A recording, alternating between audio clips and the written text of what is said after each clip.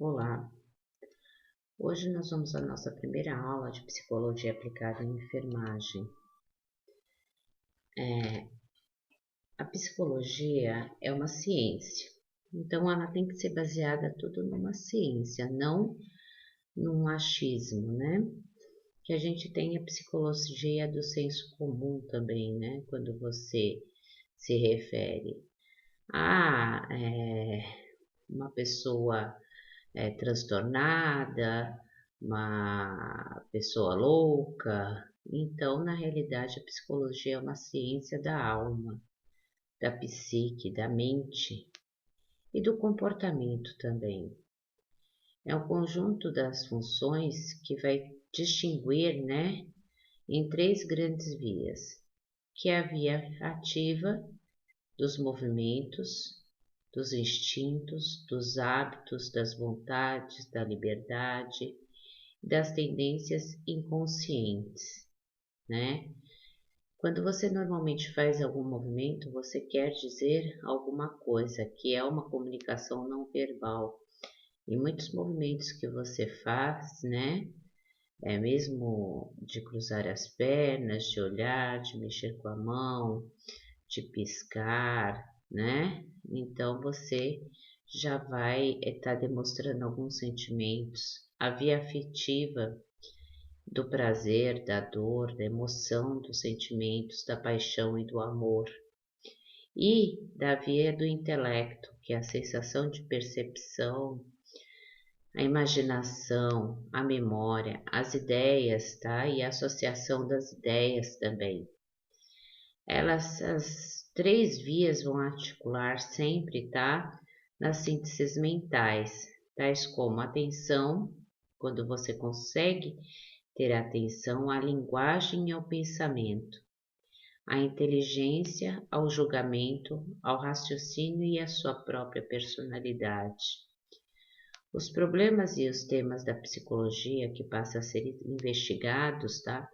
Associados também não só, né, na alma, na psique, ela é uma ciência, então ela aborda tanto a filosofia, a neurofilosofia também, a neurofisiologia também, e também para compreender o ser humano, né, como uma máquina de pensar pelo seu cérebro.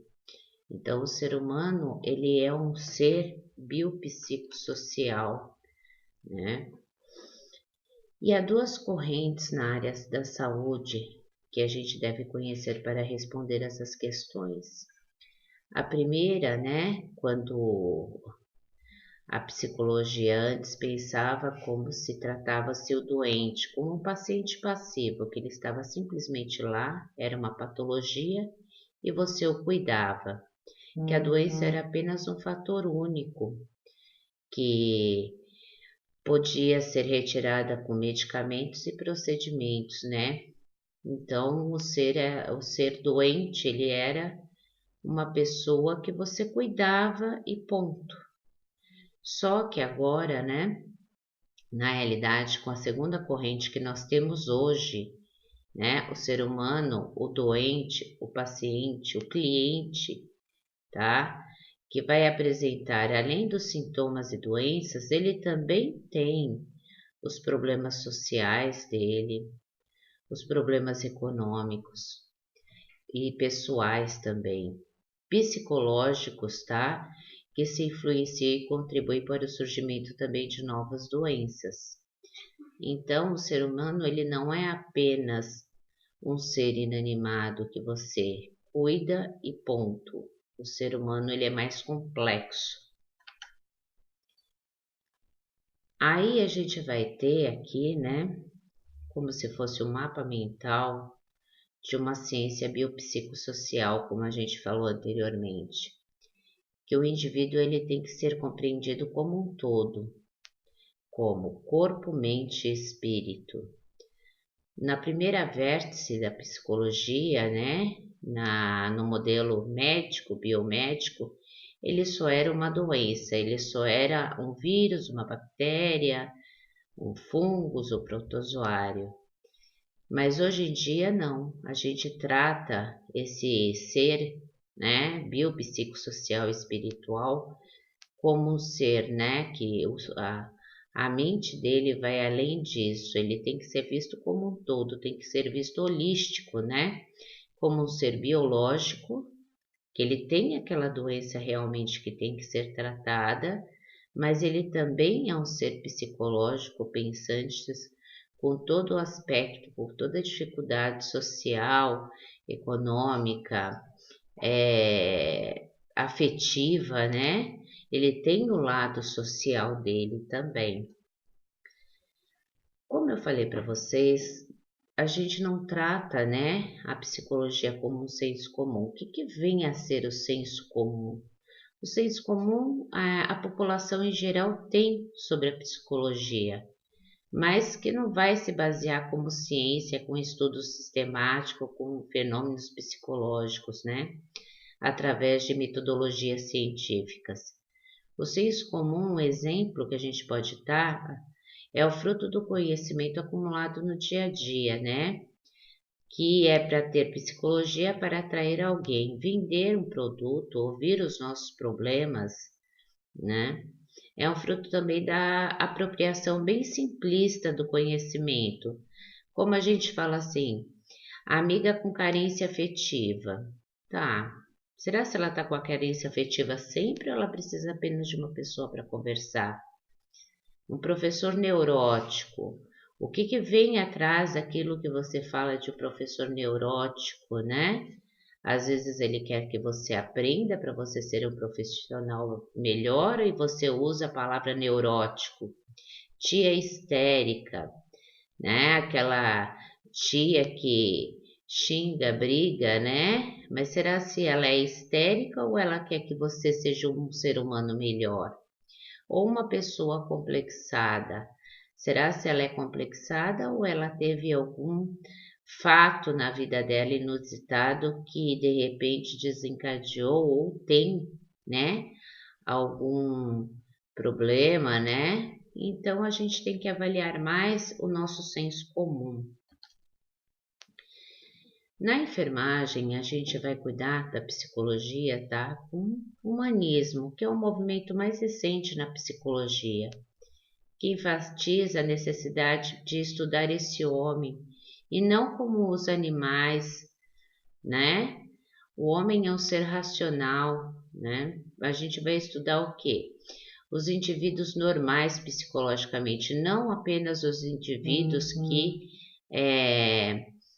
psicologicamente estejam doentes, e sim os normais. Enquanto na área do conhecimento a psicologia está relacionada com diversos fatores, a natureza política, a social, a cultural e a científica.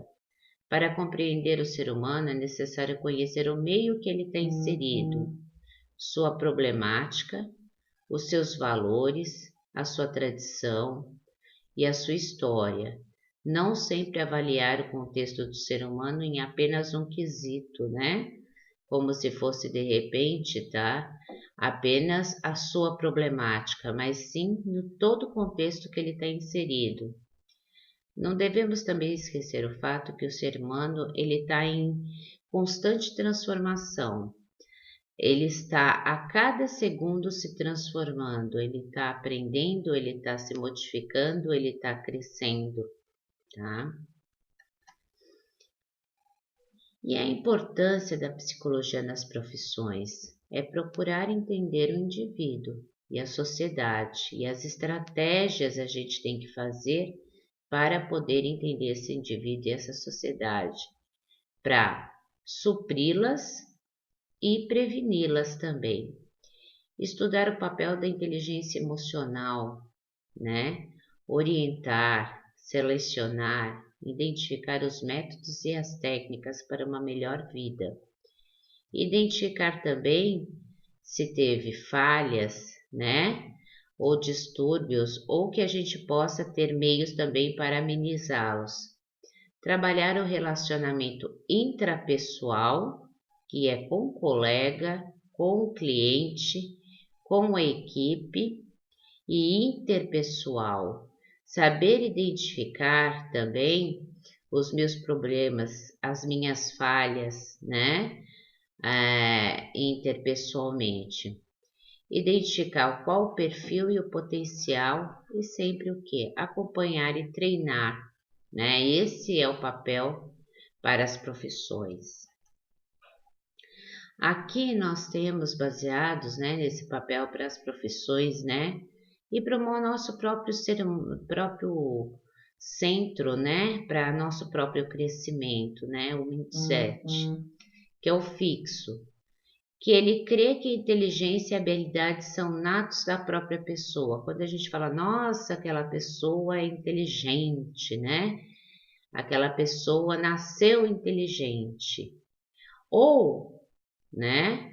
Quando a gente não tem mais esse pensamento fixo e realmente a gente vai para um pensamento de crescimento, que essa inteligência ela veio com muito treinamento, muita habilidade, muita destreza, né? E muito esforço. Não é que eu nasci inteligente, eu tive muito esforço ao decorrer do tempo para ter aquela habilidade. Um outro fato é ter dificuldade, tá, em ver as minhas próprias limitações. É muito fácil, de repente, né, quando você coloca o problema como se a culpa fosse de outra pessoa. Eu não consigo ver que eu sou limitado naqueles problemas e não busco melhorar nada para isso, né? Agora, de crescimento é reconhecer que eu sou limitado naquela, vamos dizer agora num exemplo, vai que nós estamos na escola estudando uma disciplina e estudar mais, me esforçar mais, treinar mais para superar essas limitações, né? Então, buscar um aprendizado, superar isso. No fixo, evitar desafios por medo de revelar minhas fraquezas, ficar escondido atrás, né, de alguma coisa, nunca aceitar desafios. Às vezes, nesses desafios, você está perdendo uma oportunidade. Já quando eu cresço como profissional, como ser humano, eu abraço desafios e encaro as minhas falhas como aprendizado. Nem tudo dá certo na vida, tá? Muitas vezes, né, a gente tem as quedas para aprender. Não crer que os desafios podem gerar mudanças, né? Tem pessoas que não gostam de mudanças. Por quê? Por isso, porque as mudanças vão gerar normalmente, tá? Novos desafios que eu não estou acostumado, eu estou acostumado naquelas mesmices. Agora, de crescimento, eu vejo esses esforços como caminho para excelência, para poder superar os meus desafios e poder mudar e poder ser melhor. Encarar os problemas, tá? Sem esperança em resolvê-los no fixo. Ah, isso aconteceu, é assim mesmo e realmente tinha que ser.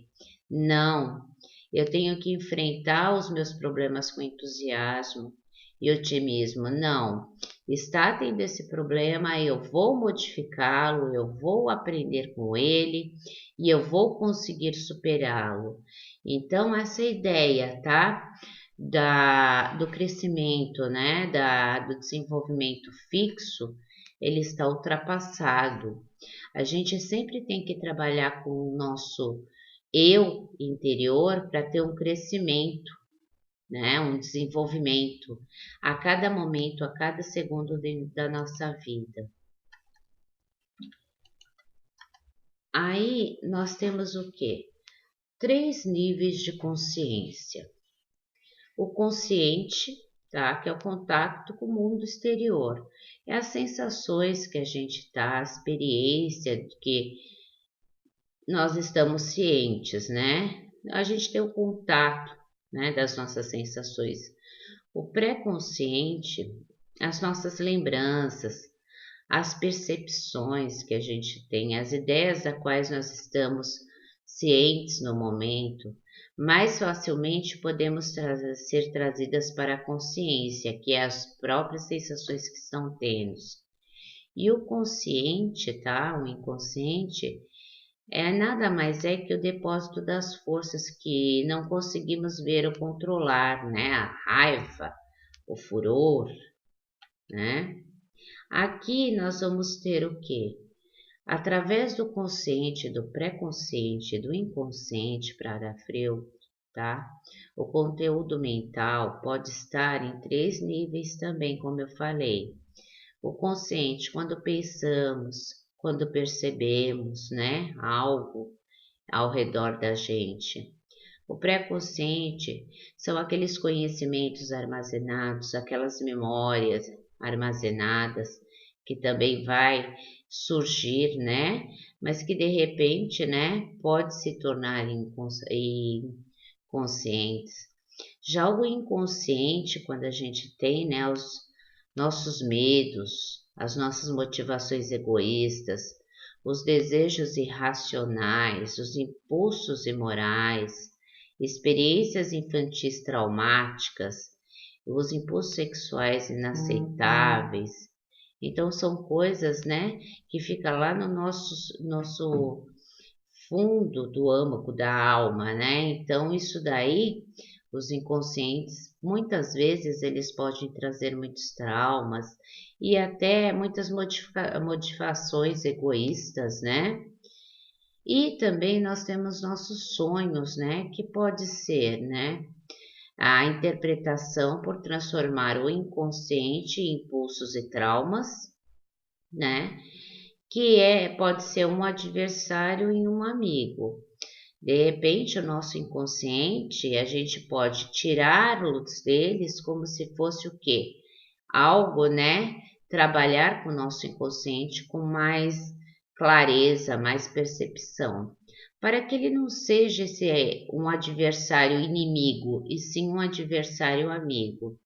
E eles podem também ser intuitivos, que vai nos proteger posteriormente. Aqui eu deixo um vídeo para vocês verem, né? É muito interessante sobre esse assunto e nossas atividades de hoje. Obrigada pela atenção.